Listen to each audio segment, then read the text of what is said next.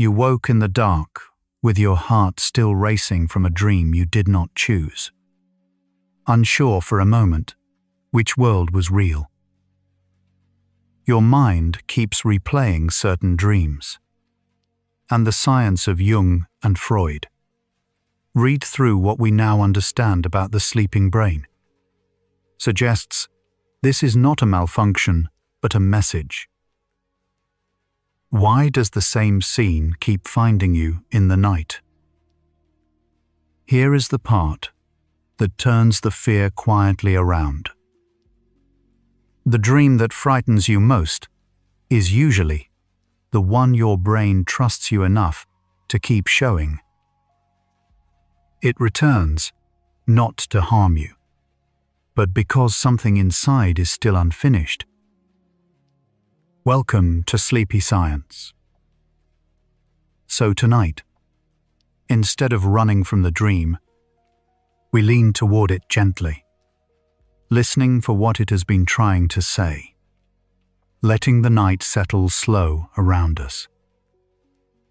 The dark behind your eyes is not empty.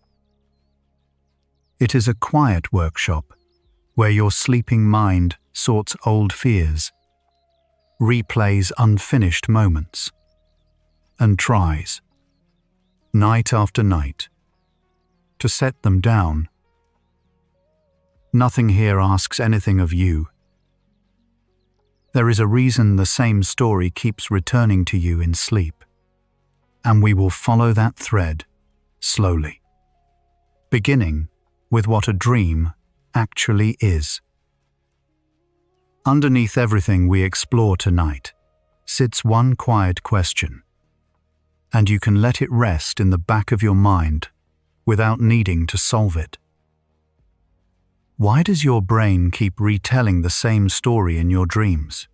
Not a new story each night, but the same hallway, the same falling, the same face, returning long after you thought you were done with it. Hold that question gently. We will not answer it yet. A recurring dream is simply a dream whose core scene returns again and again, sometimes for years. Sleep researchers estimate that roughly 6 to 7 out of every 10 adults report having had one at some point in their lives. The setting may shift slightly. A different house, a changed face, but the emotional center stays the same. What makes these dreams remarkable is their persistence. Most dreams dissolve within minutes of waking, fading like breath on cold glass. Recurring dreams refuse that fading. They come back, carrying the same feeling each time, as if some quiet part of you keeps reopening the same page. Tonight, we begin gently inside that pattern, asking softly what the returning is for. Dreams happen most vividly during a sleep stage called REM, which stands for rapid eye movement. During REM, your closed eyes flicker quickly beneath their lids. Your breathing grows uneven, and your brain becomes nearly as active as it is when you are awake. Yet your body stays still, gently held in place, so you do not act out the scenes unfolding within.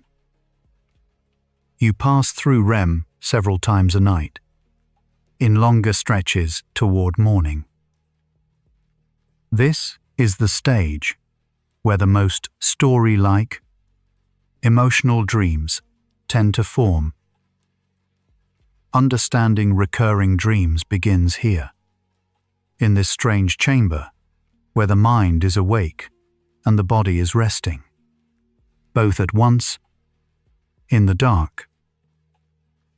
The sleeping brain is not switched off. It is busy in a different way. As you drift down through the lighter stages into deep sleep and then into REM, the whole networks light up and dim in slow, patterned waves.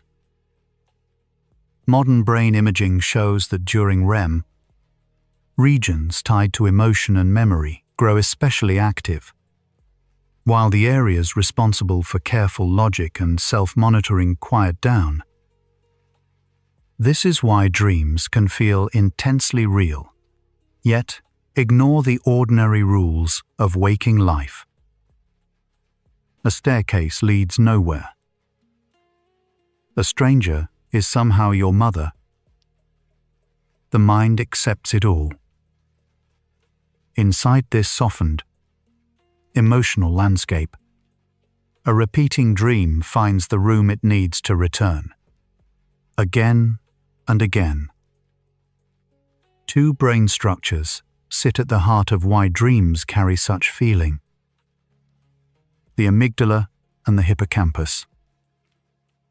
The amygdala is a small, almond-shaped cluster deep in the brain that tags experiences with emotion, especially fear and unease. The hippocampus, curled nearby, helps weave scattered moments into memory. During REM sleep, both stay remarkably active. The amygdala colors the dream with feeling, while the hippocampus offers fragments of places and people to build the scene. When a dream keeps returning, these two structures appear to keep revisiting the same emotional material together. The repetition, researchers suggest, may be the brain circling back to something it has not yet finished settling. There is a third quiet player worth knowing: the default mode network. This is a web of brain regions that becomes active when your attention turns inward. When you daydream, reflect, or imagine, it is the part of you that wanders when nothing else demands focus. During dreaming, this inward-facing network runs freely, generating storylines drawn from memory, worry, and imagination. In a sense, dreams are this wandering network, given a stage of its own, unconstrained by the outside world. When the same dream recurs, it may be this self-referential network returning to a familiar theme, the way a mind awake will drift, again and again, toward the same unfinished thought. One reason dreams feel so emotionally vivid is a shift in brain chemistry during REM. The chemical norepinephrine, which carries alertness and alarm through the waking brain, drops to its lowest level of the entire day. At the same time, emotion processing regions stay switched on. The result is a curious state: strong feeling without the usual chemical edge of stress. Researchers believe this is part of why REM may help soften difficult emotions over time. The feeling is present, but the alarm is dialed down. For a recurring dream, this gentle chemistry offers a safe room where a hard emotion can be revisited without the full sharpness it carries in daylight. Remember this nadir of norepinephrine. It returns, quietly, later in the night. Most recurring dreams are not pleasant. Studies that gather thousands of dream reports find that repeating dreams skew strongly toward unsettling themes: being chased, falling, losing teeth, arriving unprepared, being trapped. The warm, joyful dream rarely returns with the same insistence. This tilt toward distress is itself a clue. The brain does not seem to replay what is already resolved and comfortable. It returns to what still carries unease, to the feeling that has not yet been put down. Tonight, there is nothing to fear in noticing this. It simply suggests that a recurring dream is less a random echo and more the mind lingering patiently near something tender that remains open. The content of dreams tends to mirror waking life, a pattern researchers call the continuity hypothesis. What occupies your days, your relationships, your worries, the spaces you move through, tends to seep into your nights, though often disguised and rearranged. A recurring dream usually traces back to a recurring concern, even one you may not consciously dwell on. The dream is rarely a literal message. It is more like a translation, taking a waking feeling and rendering it in the strange grammar of sleep. This is why understanding a repeating dream often begins not with the images themselves, but with the steady, quiet feeling underneath them that keeps coming home. Sleep does more than rest the body. It actively reorganizes memory. Through the night, the brain replays fragments of the day, strengthening some connections and loosening others. This is how a jumble of daily experience slowly becomes lasting memory. Emotional experiences receive special attention in this nightly sorting. The brain seems to prioritize what carried strong feeling, returning to it across sleep cycles. A recurring dream may be one visible edge of this hidden process, the same emotional memory being handled again and again, not yet filed away. What feels like a haunting repetition may, underneath, be the patient machinery of a mind, still working to make sense of something. There is a striking idea in modern sleep science. REM sleep may act as a kind of overnight therapy. Because emotional regions stay active while the alarm chemistry quiets, the brain can revisit charged memories in a calmer state, gradually softening their sting. Over many nights, a painful memory may lose some of its raw edge while keeping its lesson. When this process stalls, when a feeling is too large or too unresolved to soften in a single pass, the brain may keep returning to it. Seen this way, a recurring dream is not a malfunction. It may be a repair that has not yet completed, circling back for another gentle attempt at the same tender place.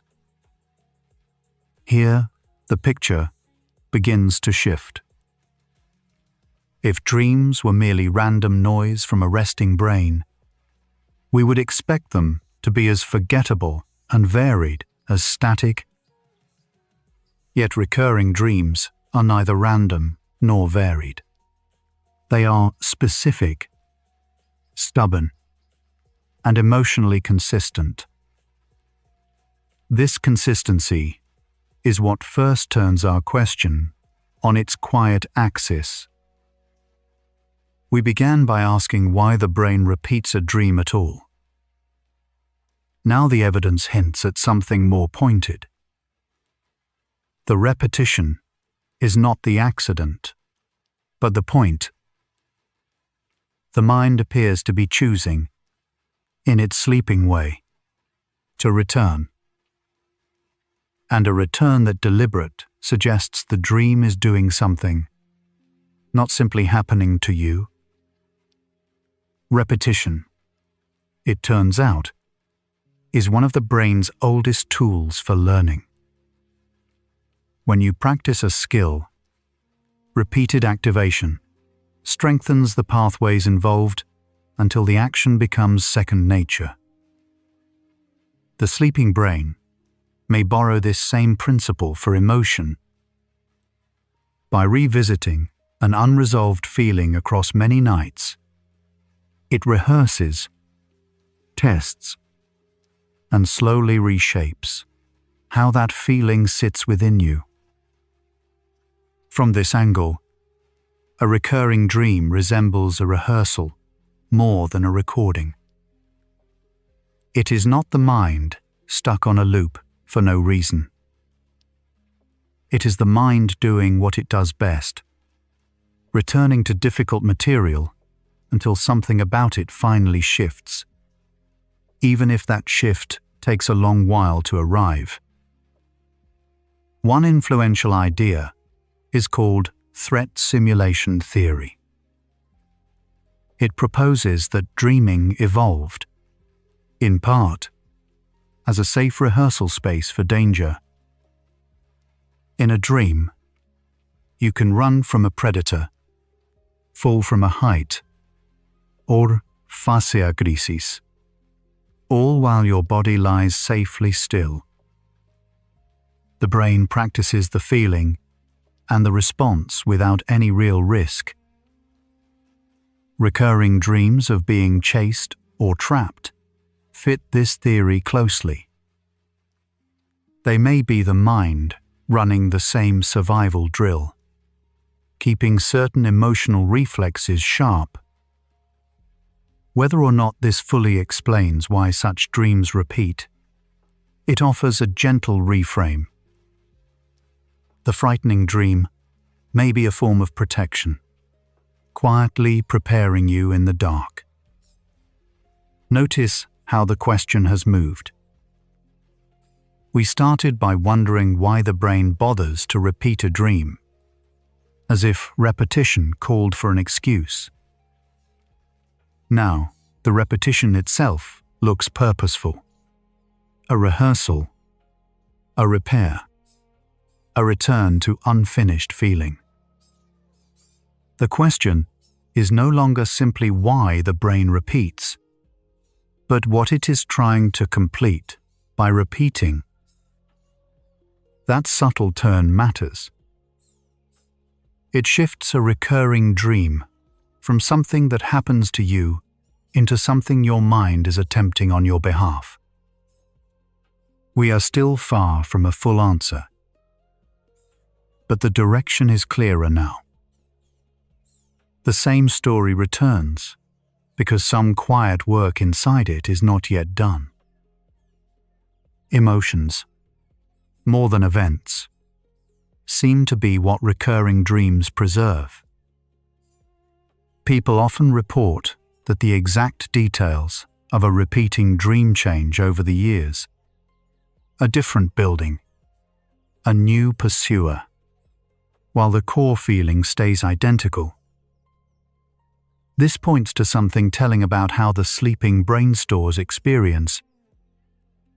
It does not seem to archive a scene like a photograph. Instead, it appears to hold on to the emotional signature and rebuild a fitting scene around it each time. The dream is a vessel for a feeling, not a fixed recording. Understanding this helps explain why the same dream can feel so familiar, even when its surface keeps quietly changing shape. The amygdala does not only color dreams, it can also help trigger their return. When a strong emotional memory has not been fully processed, this structure stays sensitive to anything that resembles it.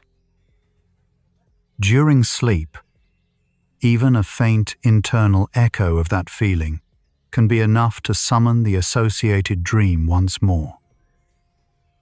This may be why recurring dreams often cluster around periods of stress or change in waking life. The underlying emotion grows louder, and the dream that carries it returns more readily. It is less that the dream causes the feeling, and more that the feeling, still unsettled, keeps reaching for the familiar shape that has held it before. The hippocampus contributes a different thread. Context. It stores the where and when of memory, the rooms, the routes, the settings. In dreams, it appears to supply these spatial fragments, which is why dream landscapes often feel like collages of real places blended together. A recurring dream frequently unfolds in a setting that, while strange, carries the emotional flavor of somewhere meaningful from your past. The hippocampus and amygdala work as partners here, one offering the stage, the other the feeling. When both keep returning to the same pairing night after night, the dream's persistent setting may be a clue, quietly pointing toward where the unfinished feeling first took root. Stress hormones leave a clear fingerprint on dreaming. When waking life grows demanding, levels of the hormone cortisol rise and the balance of sleep shifts. People under sustained stress often experience more intense, more emotional dreams, and recurring dreams may surface or return more frequently. This is one of the most consistent findings in the field. The dreaming mind reflects the pressure of the day. Rather than seeing this as the mind betraying you in the dark, it can be understood as the mind responding. The recurring dream becomes a kind of internal weather report, registering an emotional load that the daytime self may be too busy or too guarded to fully acknowledge. Children have recurring dreams too, and theirs tend to be simpler and more directly frightening. A monster, a folle, a chase with no disguise. As the mind matures, recurring dreams often grow more symbolic and layered, wrapping the underlying feeling in more elaborate scenes.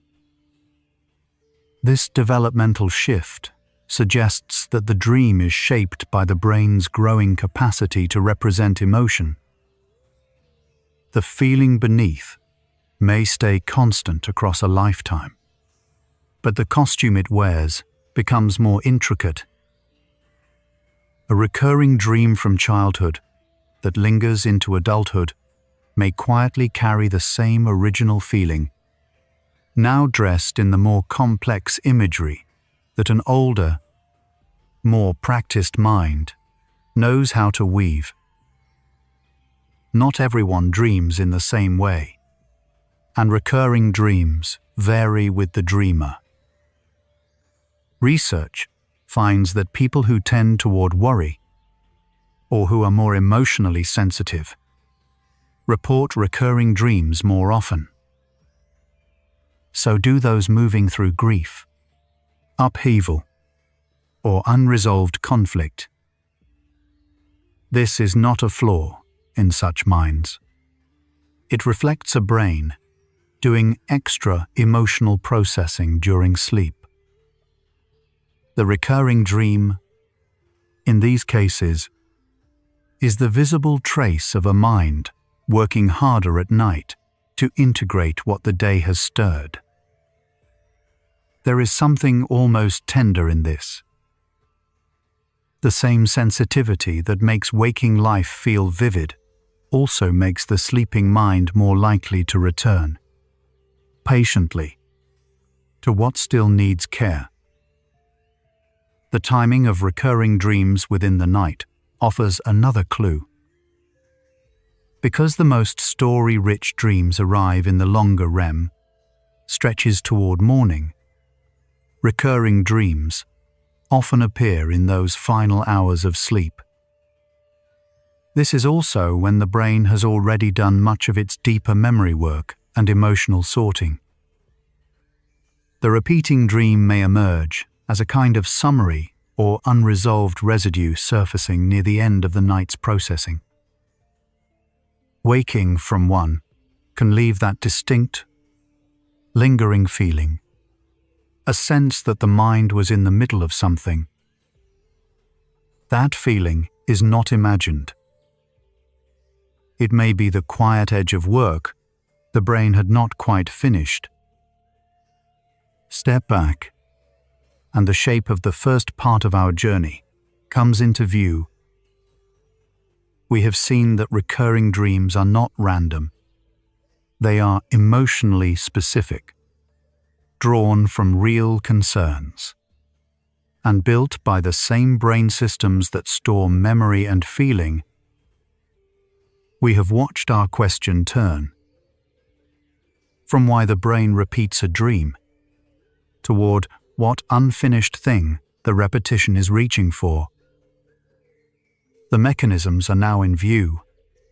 HAME, the amygdala, the hippocampus, the inward wandering network, the gentle chemistry that lets feeling be revisited.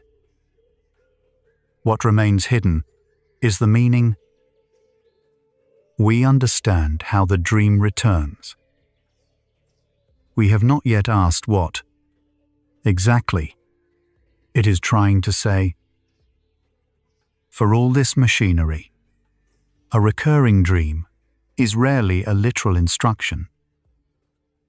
The brain does not encode tidy messages to be decoded. Instead, it works in association and emotion, assembling scenes that feel right rather than mean precisely. This is why two people can have the same falling dream, yet carry entirely different feelings beneath it. The shared image is just the surface. The personal feeling is the substance. Approaching a recurring dream, then, is less like translating a code and more like sitting with a feeling and asking, gently, what it resembles in your waking life. The dream points. It does not spell. And what it points toward is uniquely, quietly yours. There is comfort in how common these dreams are.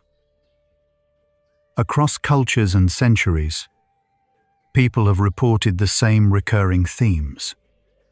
Teeth falling, being unprepared, fleeing an unseen pursuer. The remarkable consistency suggests these dreams arise from shared features of the human brain and shared emotional experiences, not from anything strange about any one dreamer. If you have a dream that returns, you are part of an old and very large company. This shared inheritance is itself a kind of reassurance. The recurring dream is not a private fault to be ashamed of. It is one of the most ordinary, deeply human things the sleeping mind does, repeated quietly across billions of nights. So we arrive at the threshold of meaning. We have learned what recurring dreams are and which parts of the brain build them. We have learned that they preserve feeling, mirror waking concerns, and may reflect a mind returning to something unfinished. But knowing the machinery is not the same as knowing the message. The frameworks that have tried to read that message, one reaching toward hidden wishes, another toward deep. Shared symbols are where our path turns next. The how is largely answered. The what it means is just beginning to open. And it is here, at this quiet edge, that the next part of the night waits to begin. The mind's stories so far have been soft, and more are waiting just ahead. Perhaps this gentle space brings you comfort. A quiet subscribe helps another restless mind find it too. Now, breathe with us, one sleepy soul at a time. Right now, somewhere behind your closed eyes, the same systems we have been describing are quietly at work. The network that wanders inward, the small structure that holds feeling, the chemistry that has already softened since you lay down. You do not have to do anything to make this happen. It is happening on its own, the way a recurring dream returns without being summoned. The question that just opened, about what a repeating dream is actually trying to say, does not live only in the laboratory. It lives in the part of you that already knows the difference between a feeling that has been put down and one that keeps coming home. Let that question rest where it is. You don't need to answer it tonight. What comes next begins to listen for the meaning. The old, careful ways people have tried to read the stories the sleeping mind keeps telling. So soften your jaw, let your shoulders sink, and let us drift gently on. A little over a century ago, Sigmund Freud offered the first modern theory of why a dream returns. He believed every dream hid a wish, and that the strange surface story, what he called the manifest content, was a disguise for a deeper, forbidden meaning underneath. The latent content, a recurring dream, in his view, was a wish that kept knocking because it had never been allowed through the door. Modern sleep science treats this gently. It keeps Freud's central insight that dreams carry emotional weight we have not finished feeling, while quietly setting aside the idea that a censor sits inside us, hiding meaning on purpose every single night. Carl Jung, once Freud's closest colleague, came to see dreams very differently, and his shift still shapes how we read recurring dreams tonight. Where Freud looked for a hidden wish, Jung looked for a message the dreaming mind was trying to deliver plainly. He believed dreams were compensating, balancing what the waking self overlooked or refused to face. A dream that repeats, for Jung, was the psyche raising its voice, returning to the same image because the conscious mind kept walking past it. This is reflection, not measurement, yet it points towards something modern researchers now describe in their own language. Repetition as the brain's way of insisting that something still asks for attention. Jung also proposed that certain dream images rise from a layer deeper than personal memory, a shared inheritance he named the collective unconscious. From it came archetypes, recurring figures like the shadow, the stranger, the wise elder, the lost child. He noticed people who had never met still dreamed, strikingly similar symbols. Contemporary neuroscience does not confirm an inherited library of images, and that part remains interpretation rather than established fact. Yet it does find something parallel. Human brains share the same emotional architecture, the same fears of falling, chasing, and exposure. So it is unsurprising that strangers across the world dream in a common visual vocabulary night after night.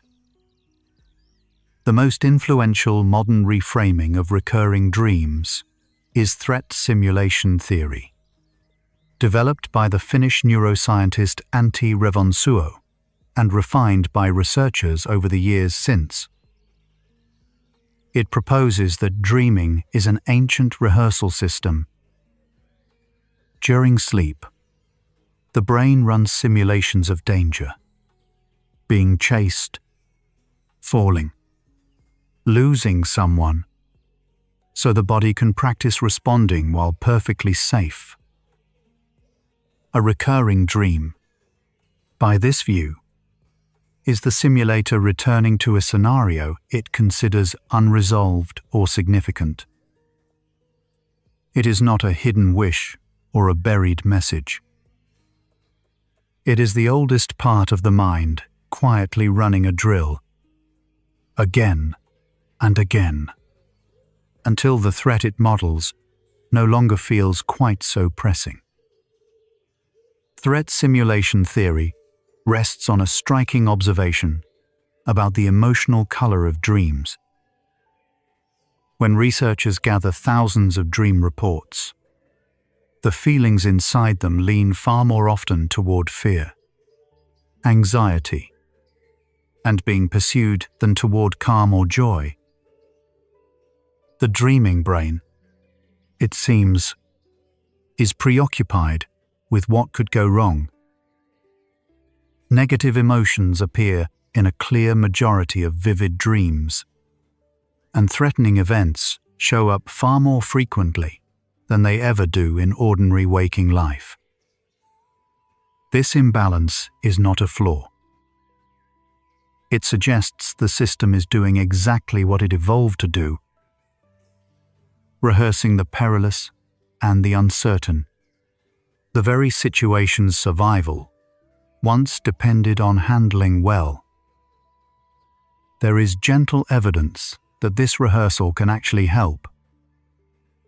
In studies of children who lived through severe hardship, those whose nights filled with threatening dreams later showed, in some measures, sharper responses to real-world stress, as though the simulations had quietly trained them.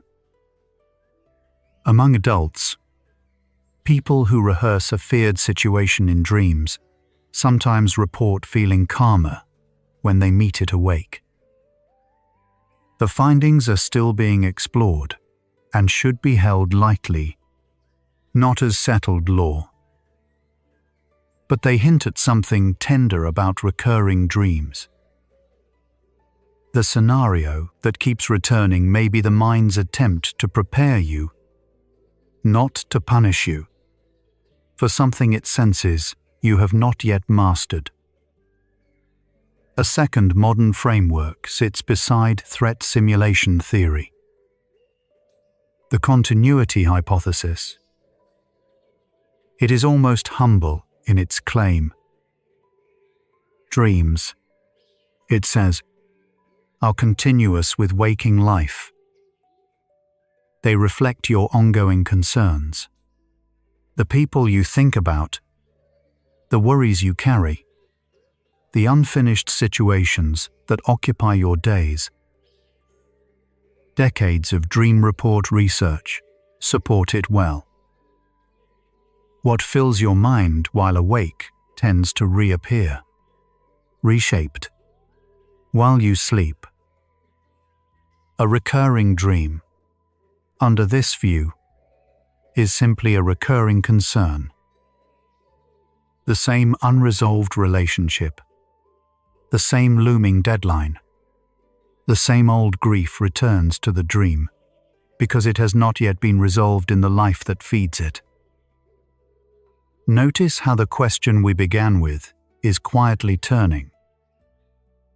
We started by asking why the brain keeps retelling the same story in your dreams, as if the story were the mystery.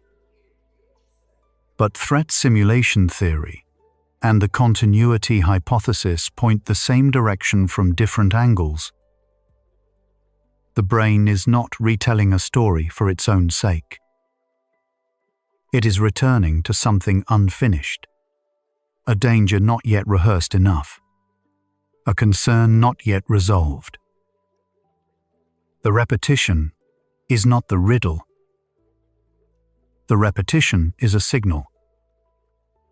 And a signal, by its nature, is pointing at something else, something still open in the waking life that keeps sending it. That is where the next stretch leads. The two frameworks turn out to be partners rather than rivals, and seeing them together softens the older Freud versus Jung divide. The continuity hypothesis explains the content of a recurring dream. Why this particular worry? This particular face? Threat simulation theory explains its function. Why the brain bothers to rehearse it at all. A dream of being unprepared for an exam draws its imagery from your waking concern about being judged. That is continuity, and replays it as a survival drill. That is simulation. Modern dream science increasingly weaves the two together, suggesting recurring dreams are concerns from your daily life rehearsed through the ancient machinery of threat, repeated until something finally settles. The brain mechanism beneath these theories once carried a deflating name: activation synthesis. Proposed in the 1970s, it suggested dreams were merely the mind's attempt to make sense of random electrical noise rising from the brainstem during sleep. By that early view, a recurring dream was almost an accident, the cortex stitching a story over signals that meant nothing. But the theory has matured considerably. Researchers no longer see the activity as random. They see structured replay, emotional memory networks reactivating in patterns shaped by what matters to you. The story your sleeping brain builds is not noise dressed as meaning. It is meaning drawn from your own memory, taking visual form in the dark. Within that replay sits a clue to why some dreams repeat so stubbornly. During REM sleep, the brain reactivates emotional memories and tries to loosen the sharp distress attached to them, a kind of overnight processing. When a memory is especially charged, or interrupted before it finishes, the network may reactivate it again the following night, and the night after. The dream returns because the underlying emotional file has not yet been closed. This is one of the most gently hopeful ideas in modern dream research. A recurring dream is rarely a sign of something broken. It is more often the sign of a brain still patiently working on something it has not yet set down. Brain imaging quietly supports this picture of dreaming as emotional labor. During REM sleep, regions that handle feeling, especially the amygdala and nearby emotional circuits, become strongly active, while areas responsible for cool, logical judgment grow comparatively quiet. This is why dreams feel so emotionally vivid, yet so loose in their logic. A recurring dream emerges from a brain that is feeling intensely while reasoning softly, replaying an emotional theme without the waking mind's filters to interrupt it. Researchers in recent years have grown more confident that this nightly emotional activation is not a side effect of sleep. It appears to be part of its purpose, a tending of the inner weather. There is a tender paradox in how dreams handle emotion, sometimes called the overnight therapy idea. The brain manages to replay an emotional memory while the body's alarm chemistry stays turned down. So, the memory returns without the dread that once rode alongside it. The strange gift is this: you can revisit the feeling without being seized by it. Night after night, the charge can soften while the memory itself remains. A recurring dream, in this light, may be the slow work of separating a memory from its fear.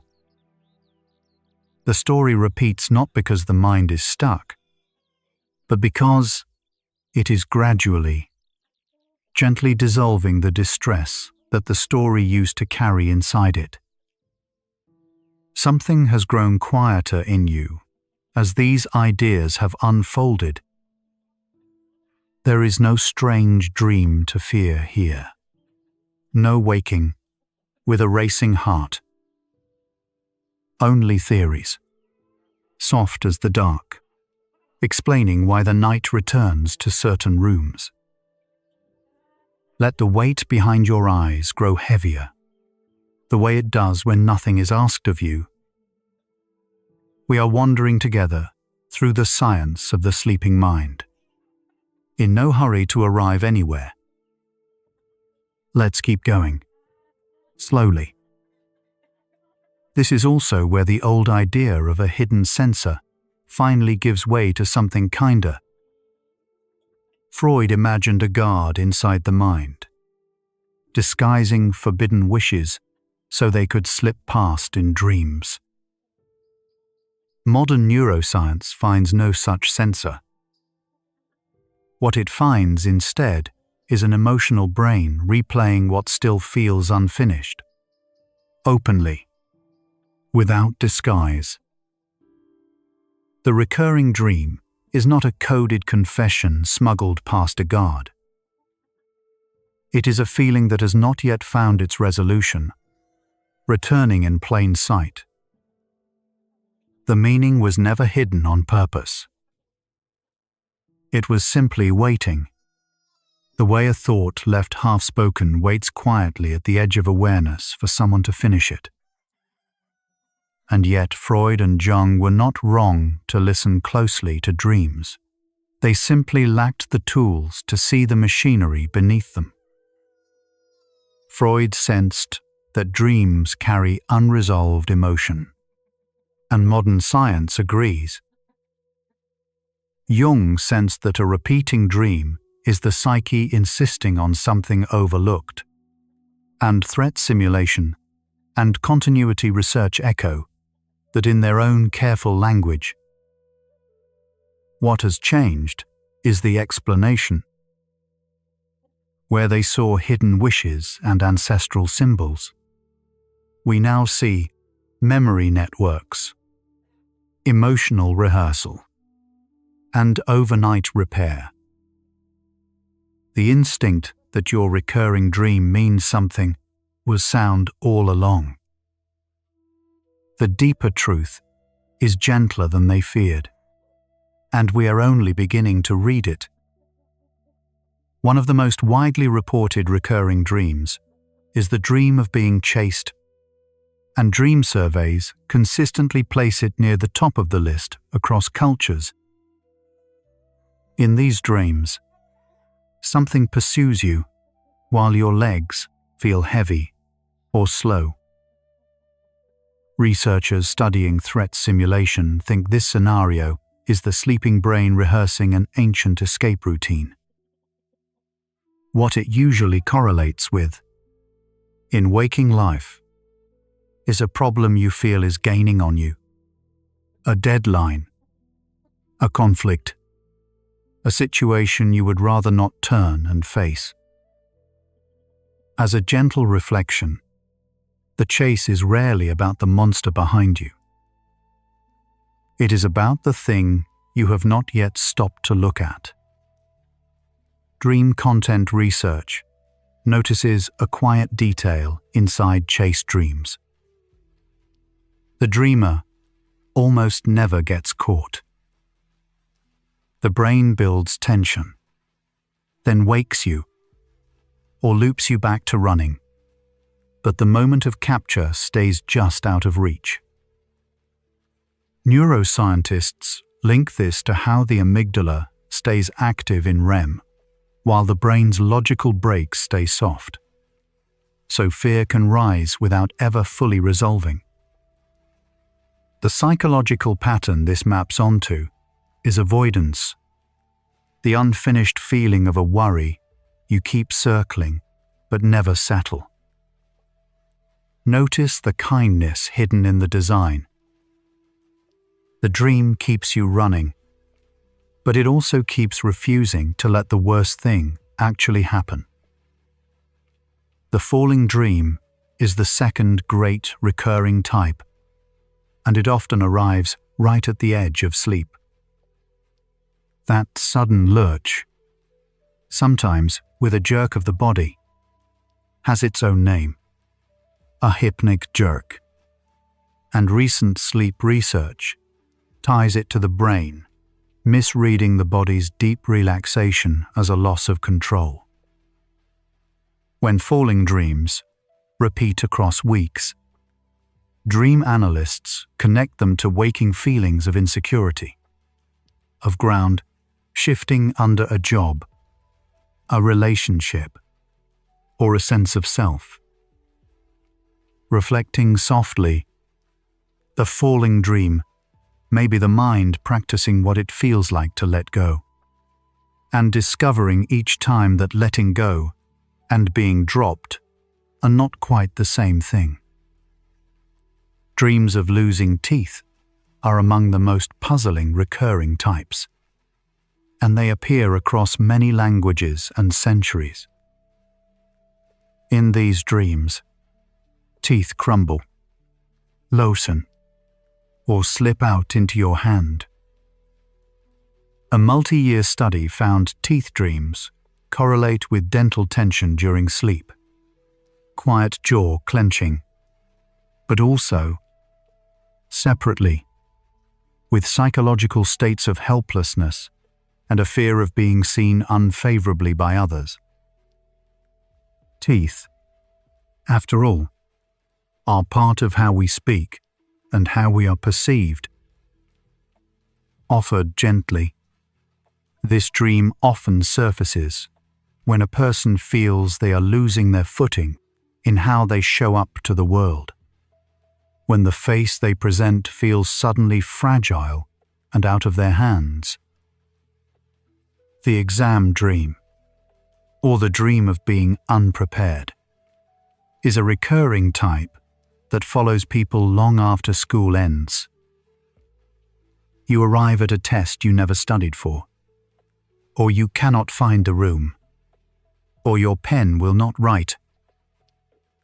Researchers analyzing thousands of these dreams found something tender.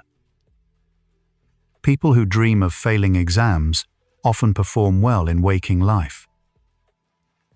The dream seems to belong not to the unprepared, but to the conscientious, those who carry a private fear of not being enough.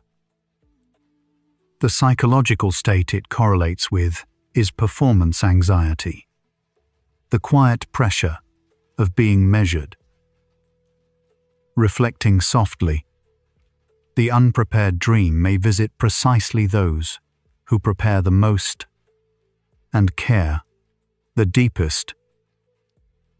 dreams of being lost or trapped, wandering an endless building, a maze with no exit.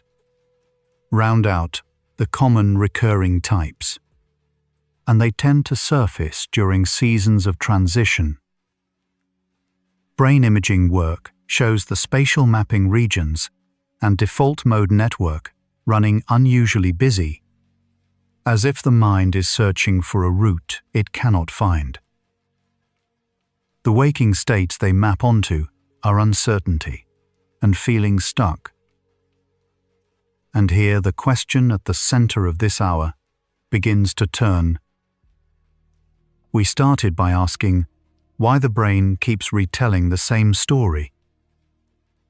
Across these 5 types, the repetition is starting to look less like a glitch and more like the brain returning, faithfully, to whatever has not yet been resolved.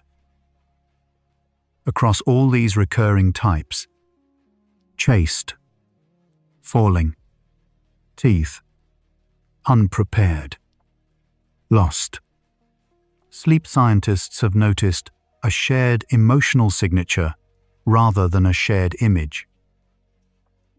The common thread is not the monster or the maze, but the feeling underneath. A sense of threat, exposure, or lack of control that the waking mind has not finished metabolizing. Continuity hypothesis research supports this, showing that dream emotion tracks waking emotional concerns far more reliably than dream scenery does.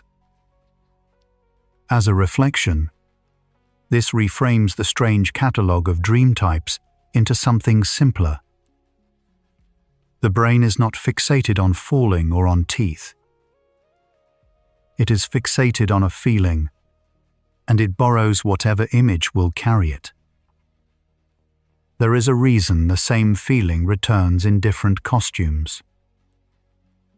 Memory researchers describe how an unresolved emotional experience stays more loosely filed in the brain, easier to reactivate during the chemical storm of REM. So the brain reaches for it again and again, dressing it each night in whatever symbol is closest at hand. A chase 1 week, a falling the next. Studies tracking recurring dreamers find the imagery often shifts, while the emotional core holds steady. Reflecting gently, this is why 2 of your recurring dreams can feel completely different and yet leave you with the very same ache on waking. The story changes. The unfinished feeling does not. Right now, the feeling those dreams keep circling, the sense of something unresolved, gaining or slipping or out of reach, is something you may be carrying into this very night. Not as a nightmare, just as a quiet weight that has returned enough times that part of you has stopped expecting it to fully settle. That is not a flaw in how you sleep. It is the brain doing exactly what these last facts described, returning to the feeling it has not yet finished, borrowing whatever image is near. Notice where that weight rests in your body. The shoulders, perhaps, or the jaw, or somewhere just behind the breath. You do not have to solve it tonight. You only have to let it be held a little more loosely than before. Feel your breath move, slow and unhurried. It keeps going, even when the question does not close. The rest of this hour follows that same feeling, gently and a little deeper. When researchers compare people who have frequent recurring dreams to those who rarely do, a quiet pattern emerges around emotional flexibility. Those whose recurring dreams soften or fade over time tend to be moving toward resolution in waking life, finding language for the worry, making the unmade decision. Those whose dreams stay locked in the same loop more often have a concern that remains untouched. The dream is not causing the stuck feeling, it is reflecting it. As a reflection, this is oddly hopeful. A recurring dream that begins to change is often the first sign that something inside you has quietly started to move, even before you have noticed it yourself. Finally, recurring dreams tend to intensify during stress and recede during calm, which is why they often cluster around hard chapters of a life. Sleep studies show that under stress, REM becomes more emotionally charged, and the brain's overnight processing works harder, raising the odds that an unfinished theme will resurface. The reassuring side is the mirror of this as waking pressure eases and a conflict moves toward resolution, the same dream usually loosens its grip. Reflecting softly, your recurring dream is less a fixed verdict about you and more a weather report from the deeper mind, a reading of where you are right now, which means it can, and often does, change with you. And there is a far end to this same spectrum, where the gentle process we have been describing meets its hardest test. We turn toward it slowly now, not as a new fear, but as the most intense version of the very thing the night has been doing all along. Trauma changes the grammar of dreaming itself. In post-traumatic stress, the recurring nightmare often replays the same fragment, almost frame for frame, instead of weaving new stories the way ordinary dreams do.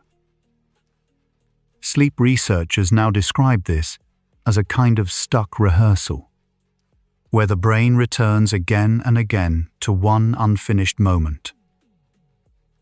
Brain imaging from recent trauma studies shows the amygdala, the alarm center, staying unusually active across the night, while the regions that normally soften memory stay quiet.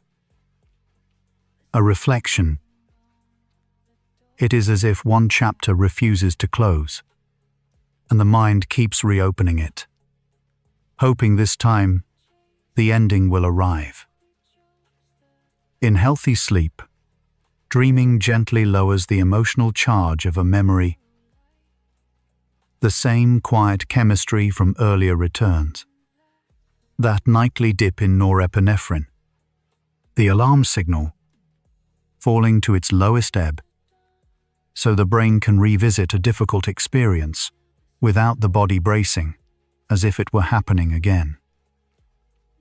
Sleep scientists sometimes call this overnight therapy, the slow loosening of emotion from event. Over several nights, the memory remains, but the sting fades. A reflection. The dream does not erase what happened. It simply lets you carry it more lightly. The way water smooths a sharp stone over many patient passes. When that overnight softening fails, a memory can keep its full emotional voltage. In trauma-related nightmares, the usual drop in alarm chemistry does not happen. So the brain replays the frightening scene while still flooded with stress signals. Instead of draining the charge, each repetition can deepen the groove. Recent sleep medicine describes this as a broken loop, where the system meant to heal becomes the system that repeats the distress. A reflection. It helps to remember this is not weakness. It is a circuit doing exactly what it was built to do, only without the off switch that usually follows. The repetition is a request, not a flaw. The dreaming brain is, in large part, an emotions sorting machine. Across a single night, you cycle through dream stages roughly every 90 minutes, and each cycle gives the brain another pass at the day's unresolved feelings. Studies tracking people across nights find that the most emotionally loaded memories return to dreams more often, as if flagged for extra processing. The brain seems to prioritize what still feels unfinished. A reflection. I think of it as an inbox that keeps surfacing the messages you have not yet answered. The same dream returns not to torment you, but because some feeling inside it has not yet found its reply. Memory consolidation happens overnight, and dreams sit near its center. While you sleep, the hippocampus, your memories' nightly librarian, replays the day's experiences and hands the important ones to the cortex for long-term storage.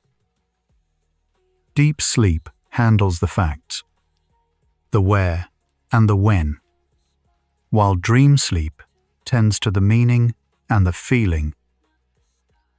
Recurring dreams may mark a memory still mid-transfer, repeatedly pulled from the shelf because its filing is incomplete. A reflection.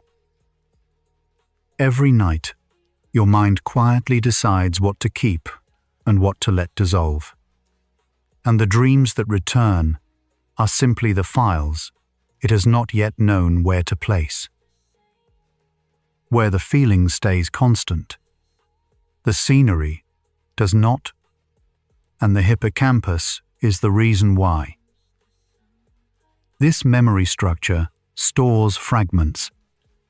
A hallway, a fuzzy, the sense of being late, and during REM, it recombines those pieces into fresh arrangements, rather than replaying a whole scene intact.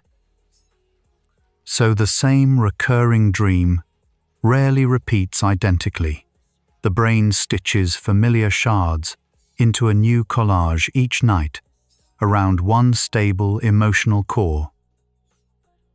Researchers studying dream content find this recombination is the rule, not the exception. A reflection. The dream is built like a mosaic remade nightly. The tiles rearranged, while the picture they form keeps its quiet, recognizable shape. The phrase unfinished conflict has real meaning in sleep science. A worry you set down during the day does not vanish. It waits, and at night, the brain takes it up again. What recent research adds is specificity. Recurring dreams cluster around exact, open loops. The apology unspoken. The choice unmade. The loss not yet grieved. Far more than around vague background unease. The dream seems to seek the particular thing left, dangling. A reflection. The dream is less a message from a stranger and more a note from yourself, left where you would eventually have to read it. Written in the only language sleep speaks. Stress hormones leave fingerprints on our dreams. When daytime cortisol runs high, dream sleep can become fragmented and dreams more vivid and unsettling. A pattern documented across many sleep studies. The brain dreaming under stress behaves differently, leaning harder on the alarm centers and less on the calm, reflective regions. This is why difficult seasons of life often arrive with their own recurring dreams. A reflection. Your dreams keep an honest diary of how heavily the day pressed on you. When the same uneasy dream returns night after night, it can be the mind's quiet way of saying the waking world has been asking more of you than you noticed. There is a treatment that gently rewrites recurring nightmares, and it works. Image rehearsal therapy asks a person, while fully awake, to choose a frightening, recurring dream and imagine a new, less threatening version of it. Then, rehearse that new version calmly for a few minutes each day. Over a few weeks, the nightmares often soften or fade. Clinical reviews continue to rank it among the most effective approaches for chronic nightmares. A reflection.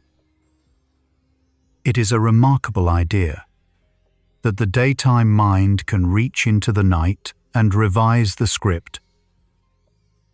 The dream, it turns out, is not carved in stone, but written in pencil. Image rehearsal therapy may work by giving the brain a new ending to rehearse. Researchers believe that practicing a calmer version while awake plants an alternative pathway, so that when the dream begins, the mind has somewhere else to go. Recent studies pairing this rehearsal with a gentle sound played during dream sleep found nightmares decreased even faster. The brain seems willing to learn a new route if you walk it often enough by day. A reflection. There is comfort in knowing that the same repetition which can trap a dream can also free it. What is practiced is what returns, and you have some say in what you practice. Keeping a dream journal can quietly change your relationship with recurring dreams. Writing a dream down soon after waking does two things. It captures detail before it dissolves, and it moves the dream from raw feeling into language, which engages the brain's reflective regions. Over time, people who journal often notice the patterns linking their recurring dreams, and naming a pattern tends to loosen its grip. A reflection. There is something gentle in transcribing a dream by lamplight, turning a thing that happened to you into a thing you can hold. The page becomes a place to set the dream down, so you no longer carry it alone. Naming a feeling calms the brain, and dreams give us much to name. Studies of emotional labeling show that putting a difficult feeling into words reduces activity in the amygdala, the alarm center, and brings the thoughtful prefrontal cortex back online. When you describe a recurring dream, you are doing exactly this, translating a flood of nighttime emotion into something the calmer mind can examine. A reflection. This may be part of why simply talking about a recurring dream often makes it feel smaller. The dream loses some of its power the moment it becomes a sentence, as though telling it lets a little pressure into the open air. Gentle exposure can disarm a recurring fear, even one that lives mostly in dreams. In exposure-based approaches, a person revisits a frightening image slowly and safely, in small doses, until the brain learns the feared thing no longer signals danger. For recurring nightmares, this often means recalling the dream calmly while awake, perhaps writing or speaking it, so the alarm response slowly quiets. The brain updates its prediction. This memory can be visited without harm. A reflection. There is a quiet courage in turning toward what we usually flee. Approached softly enough, the thing that chased us in the dark can become something we are simply willing to look at. Dream sleep helps separate a memory from its fear. Researchers describe a process where the brain, during dreaming, can keep the information of an experience while gradually unhooking it from the panic it once carried. The fact survives. The alarm attached to it loosens. This is part of how ordinary painful memories grow more bearable over months of nights. In trauma, this uncoupling stalls, which is why therapies aim to restart it. A reflection. It is a tender design that we are built to remember without forever reliving. The night's quiet work is not forgetting, but learning to hold the truth of a thing without flinching from it. The brain's default mode network, active when we are not focused outward, comes alive in dreams. This network handles self-reflection, imagining, and the sense of an ongoing personal story. During dreaming, it lights up, weaving memories into the narratives we experience as dreams. Recurring dreams may be this storyteller returning to a plot it has not finished, drafting the same scene again. A reflection. There is a part of you that never quite stops narrating your life, even in sleep. When a dream repeats, it can feel like that inner author pacing the same paragraph, searching for the word that finally lets the sentence end. Children and adults dream differently, and recurring dreams shift across a lifetime. Young children's dreams are often simpler and more fragmentary, while the rich, story-shaped recurring dreams tend to emerge as the brain's narrative networks mature. Across adulthood, the themes of recurring dreams often track the chapters of a life, its pressures, transition, and losses. A reflection. Your recurring dreams have grown up alongside you, changing their costumes as your concerns changed.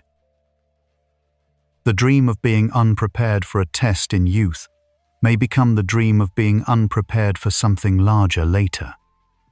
The same feeling following you, learning to wear the shape of each new season.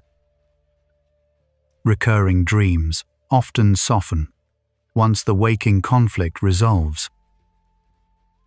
Longitudinal dream studies find that when a person finally addresses the underlying issue, makes the decision, grieves the loss, repairs the rupture, the matching recurring dream tends to fade or transform. The dream was tracking the open loop, and when the loop closes, the night has less reason to return to it. A reflection. This is perhaps the most hopeful pattern in all of dream science. The dream is not a sentence handed down forever. It is a companion to a question. Answer the question, even slowly, even imperfectly, and the dream often quietly takes its leave. Lucid awareness inside a recurring dream can change it from within. Some people learn to recognize, while still dreaming, that they are in their familiar recurring dream, and that recognition alone can shift the dream's course. Researchers studying this report that even a moment of knowing it is a dream often dissolves the fear. The same scene continues, but the dreamer meets it differently. A reflection. There is something quietly powerful in that small inner sentence. This is a dream. I am safe. It does not call for force or struggle. Sometimes, simply remembering where you are is enough to change what the night does with you. Safety is the ingredient that lets dreams do their healing work. Sleep researchers emphasize that the overnight softening of emotion depends on the body feeling secure enough to fully enter deep and dreaming sleep. When a person feels unsafe, sleep stays shallow and guarded, and the restorative dream stages shorten. This is why creating a sense of safety in the room and in the body is itself a kind of treatment. A reflection. Your dreams need the same thing you do. The simple permission to let down their guard. A bed that feels safe is the ground on which the night's gentle repair begins. Sharing a recurring dream with another person can lighten it. Studies on talking through dreams find that describing one to someone trusted often reduces its emotional weight and sometimes reveals the waking concern hidden inside it. The dream moves from a private loop into a shared conversation where it can be looked at together. A reflection. There is old wisdom in this, that a dream spoken aloud at the breakfast table loses some of its nighttime power. What felt enormous and strange in the dark often grows more human in the telling. The conflict, the dream rehearsed, becomes something two people can hold instead of one. The brain rehearses unfinished conflicts, the way a musician returns to a difficult passage. Modern dream theory frames the recurring dream as repeated practice on an emotional problem the waking mind has not solved. Each return is another attempt, another angle, another quiet rehearsal of a feeling looking for resolution. This is why the dreams cluster around exactly what most needs our attention. A reflection. There is patience in this design, almost devotion. Some part of you keeps working on what hurts, night after night, never giving up. The recurring dream is less a haunting and more a faithful, unfinished labor of the heart. As a recurring dream begins to resolve, its content often changes before it disappears. People in therapy frequently report that a long-standing nightmare starts to shift. A door that was always locked now opens. A pursuer that always caught them now falls behind. These small revisions tend to appear as the underlying emotion finds movement. A reflection. The dream seems to narrate its own healing, sketching the new ending just before it lets the story go. It is a quiet, encouraging sign. The night updating its draft. The same mind that held you in the loop is the one beginning, gently, to write you out of it. Here is what every night has been quietly showing. A recurring dream is the brain's way of returning to an unfinished psychological conflict, not to wound you, but to keep working toward a resolution it has not yet reached. The repetition is the labor. The feeling at its core is the open question. Across trauma and ordinary worry alike, the same pattern holds.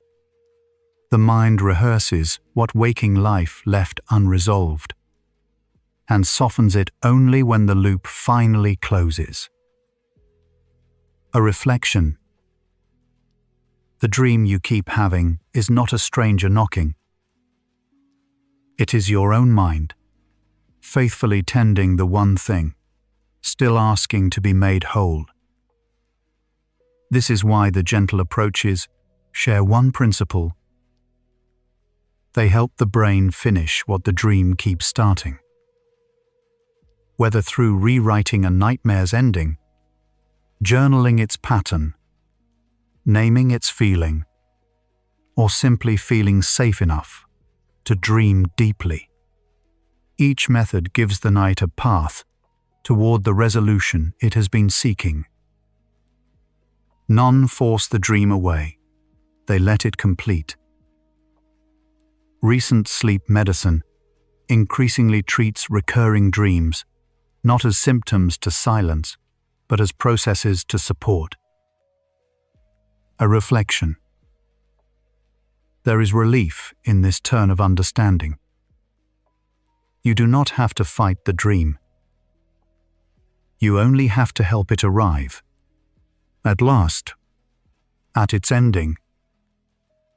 So the deepest answer takes its intellectual shape.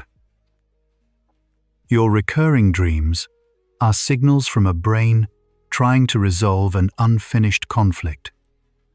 And they fade not when suppressed, but when the conflict, in waking or in dreaming, finally finds its rest.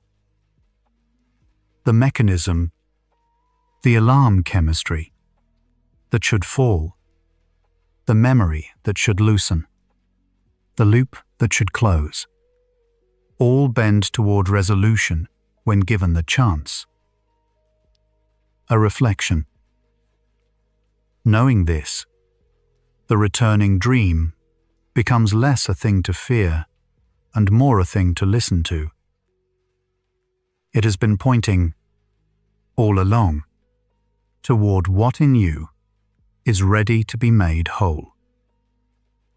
The work you have been hearing about runs without you having to start it.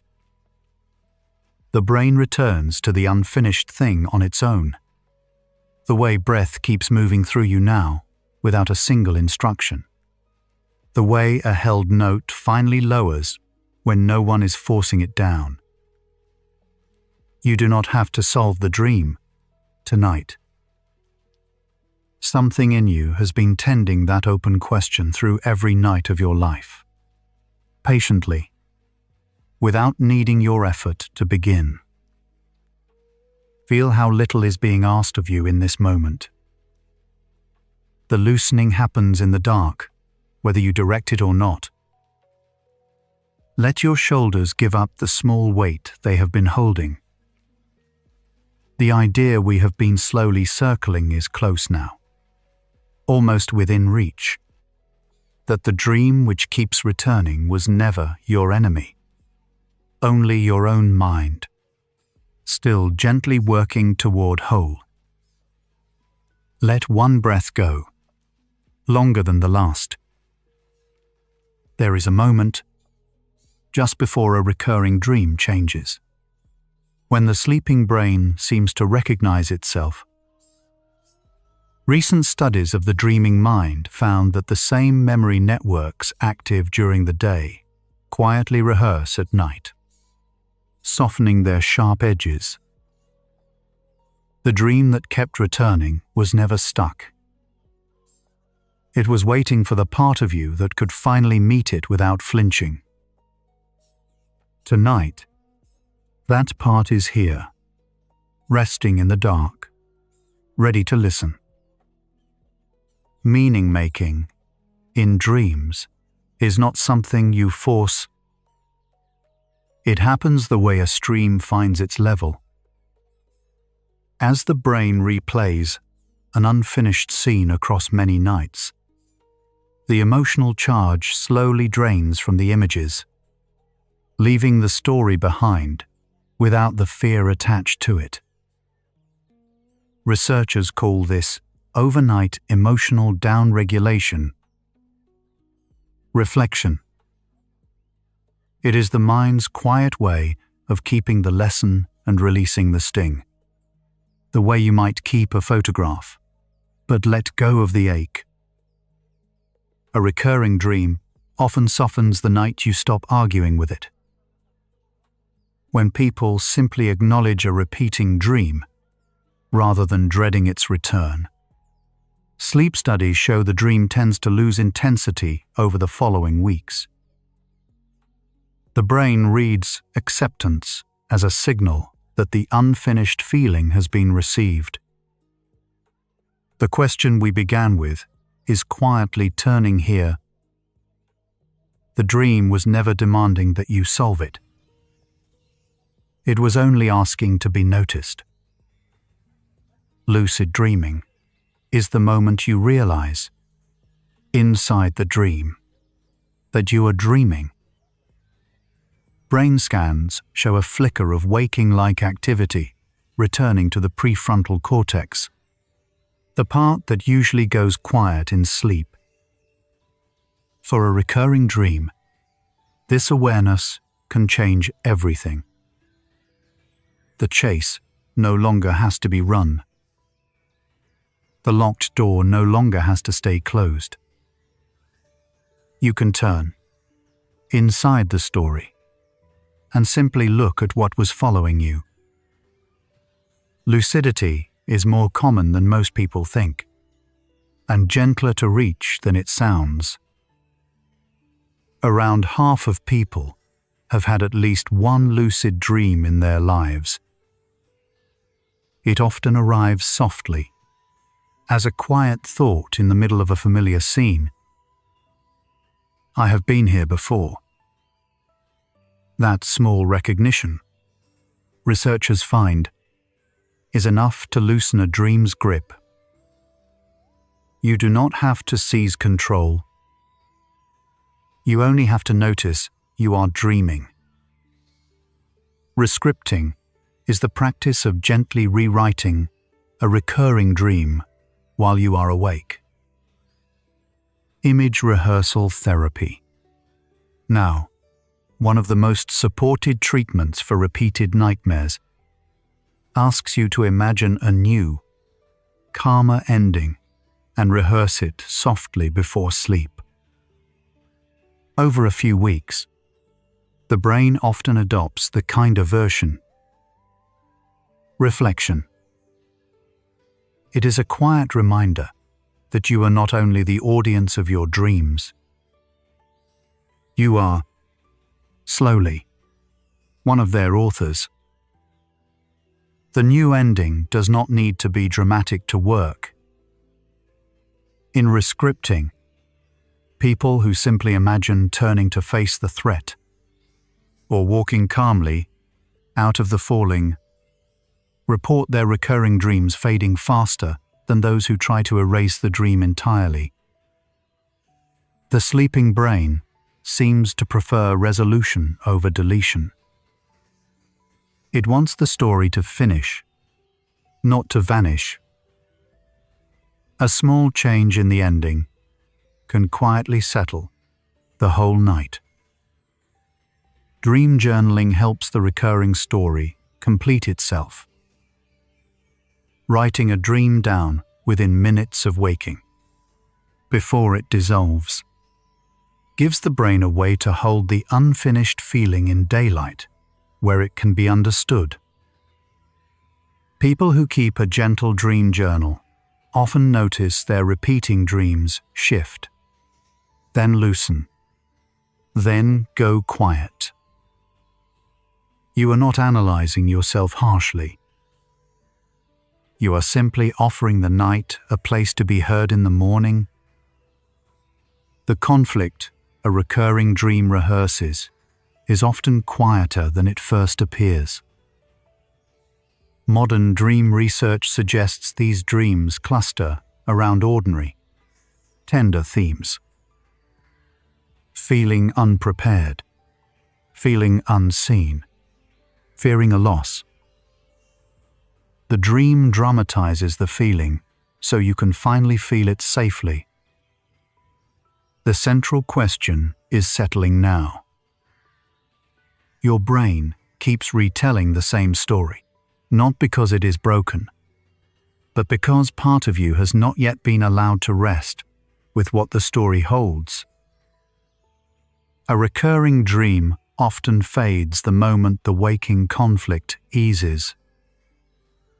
Therapists have long noticed, and recent studies confirm, that when a real-life worry finally resolves, the dream that mirrored it tends to stop returning, sometimes overnight. The dream was a faithful messenger, carrying the same letter until it was opened. Reflection. When the story stops repeating, it is rarely because you defeated it. It is because the thing it was guarding has finally been set down. Children dream the same scenes more than adults, and grow out of them as they grow up.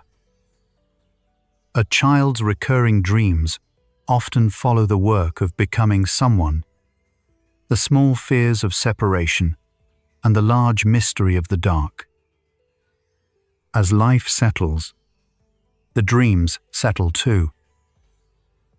Reflection. It suggests that recurring dreams are tied to growth, not damage. They visit most when something inside us is still forming, and they quietly leave when it has. The brain does much of its gentlest healing in the dreams we never remember. Most dreaming happens below the surface of memory, in the deep architecture of REM sleep, where emotional memories are filed and softened without ever reaching the morning. You may wake feeling lighter and never know why. The unfinished conflict was tended in the dark, by a mind that needed no instruction from you, asking only that you let it sleep. Recurring dreams tend to evolve before they end. People who track a repeating dream often find that the chase grows slower, the fall grows shorter, the locked room finds a window. The brain rarely deletes a dream all at once. It revises it, draft by draft, towards something it can finally release. Reflection. The slow softening of a recurring dream is one of the quiet kindnesses of sleep. A story, learning, over many nights, how to end. You can offer your recurring dream a kinder context before you sleep. Simply naming the feeling it carries, fear, entreaty, the wish to be safe, then telling yourself gently that the feeling is allowed, can change how the dream unfolds. The sleeping brain listens to the mood you bring to the dark. There is nothing to fix tonight. There is only a feeling that has waited a long time to be welcomed instead of fought. The same dream, met with tenderness instead of dread, slowly becomes a different dream. across the research on nightmares and recurring dreams, the single thread that keeps appearing is this: the relationship you have with the dream matters more than the dream itself. The central question has almost answered itself now. Your brain retells the story until the story is met with the gentleness it was always asking for. And then, quietly, it can stop. Integration is the moment the dream stops being a stranger. When a person finally understands what a recurring dream was pointing toward, an old grief, an unspoken fear, the dream often returns once more, calmer, almost like a goodbye, and then does not come again. Reflection. It is as if the dream had been knocking, night after night, only to be let in. Once it is inside, understood and held, it no longer needs to knock. The gentlest thing you can do for a recurring dream is to stop running from it in the morning too. Carrying a little curiosity instead of dread into your day, wondering softly what the dream might mean rather than wishing it gone, changes the emotional tone the brain brings back to sleep. You are allowed to be gentle with the part of you that dreams. It has been working faithfully on your behalf all along. A recurring dream is, in the end, a kind of self-care the sleeping mind performs without being asked. It returns to the same unfinished place the way a body returns to tend a wound, not to reopen it, but to keep it clean while it closes. Reflection. There is something quietly loving in this. The part of you that dreams does not give up on what hurts. It keeps coming back, softly, until the hurt is healed. The dreams that frightened you most often hold the most care underneath. The nightmare that recurs is usually built around the thing you most want to protect: the person, the safety, the self. The brain dramatizes the fear because the love beneath it is real. Reflection. Seen this way, even the hardest recurring dream becomes a strange messenger of tenderness, returning again and again to remind you of what, deep down, still matters to you. As the unfinished conflict resolves, dreams grow quieter, and so does sleep. People often notice that when a long recurring dream finally rests, their nights become smoother, their mornings softer. The mind, no longer rehearsing the same scene, is free to drift into deeper rest. You may be near that quiet now, here in the dark, your breathing slow. The story is winding down, and the night is opening into something gentler. The dream does not need to be remembered to be resolved. Much of the work finishes below memory, and you will simply wake one day to find the old dream has not visited in a while. Reflection. Closure, in the world of dreams, is often silent. There is no final scene, no announcement, only the soft absence of something that used to return, and the quiet, unspoken sense that it has been let go. The recurring dream and the dreamer were never really opponents, From the first night it returned. The dream was a part of you working toward your wholeness, using the only language sleep has, the language of image and feeling. Reflection. There was no battle to win. There was only a long, patient conversation between you and the deepest part of you, carried out in the dark, until both sides finally understood. What the dream was retelling was, beneath everything, a wish for peace. Every recurring dream, the chase, the fall, the locked door, points back toward the same quiet longing. To feel safe, to be whole, to finally rest. The science traces the mechanism, but the meaning is simpler than the mechanism. Your sleeping mind has been carrying you, all this time, toward the calm it knew you needed. And so, the same story, told so many nights, was never a warning. It was an invitation to turn toward what was unfinished, to meet it gently, and to let it become part of you instead of something you flee. Reflection. The dream kept returning because some quiet part of you already knew you were ready to receive it. Tonight, in the dark, you finally are. So why does your mind keep retelling the same story in the night?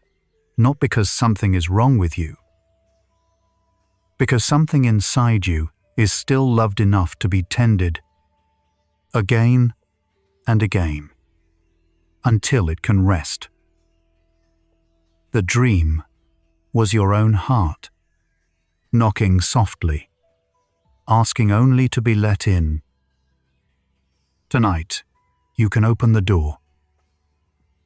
There is nothing left to run from. You are whole, and you are allowed to rest.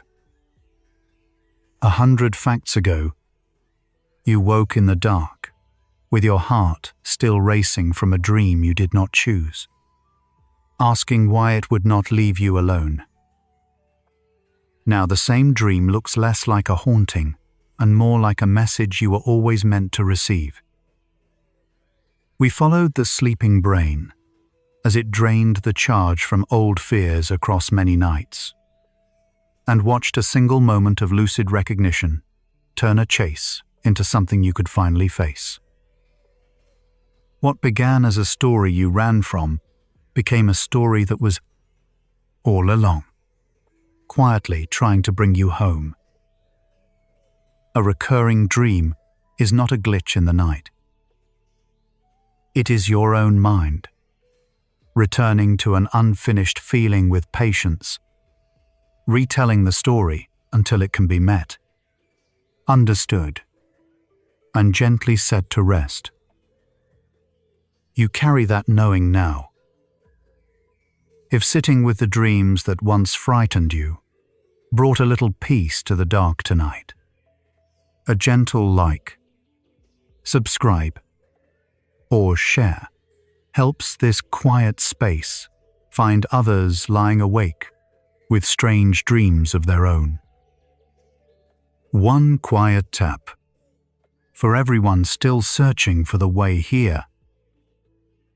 Somewhere behind your closed eyes, the same memory networks that carried tonight's dreams are softening, draining the old fear from images you no longer need to hold. It is happening without any effort from you, the way a tide returns what it borrowed. Let your entire being dissolve into that slow tending. The part of you that dreams is already at work, asking nothing, mending what was unfinished, holding the story gently until it can rest. You can allow these thoughts to settle now, like a dream releasing its charge and becoming, at last, only a story.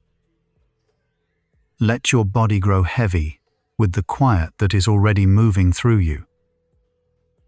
If sleep comes, let it carry you into the part of the night where the unfinished is gently tended without you. The Dream Science playlist has spent many hours in this territory, the place where the sleeping mind meets the inner life it carries. The next hour follows the part of tonight's question.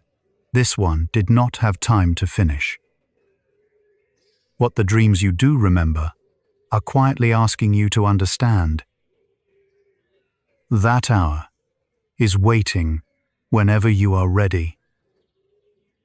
But if your eyes are closed, stay there. Rest well, quiet one. The story that kept returning has finally been let in. Where curiosity ends and sleep begins. Good night.